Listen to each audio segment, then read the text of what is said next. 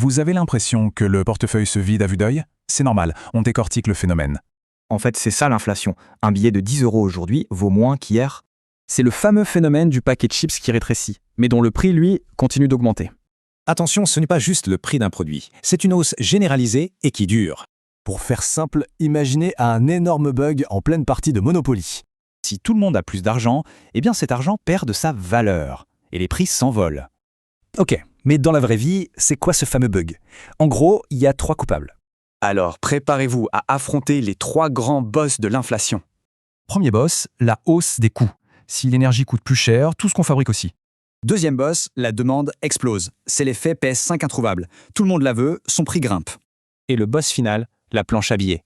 Plus on en imprime, moins chaque billet est rare, et donc précieux. Au fond, le problème c'est ça. Beaucoup trop d'argent qui court après la même quantité de produits. Mais comment on mesure ça au juste? Avec un panier de courses imaginaire, l'IPC. Bien sûr, ce panier évolue. Pour un jeune aujourd'hui, ça donnerait plutôt ça. Si ce panier passe de 100 à 105 € en un an, bingo, ça fait 5% d'inflation.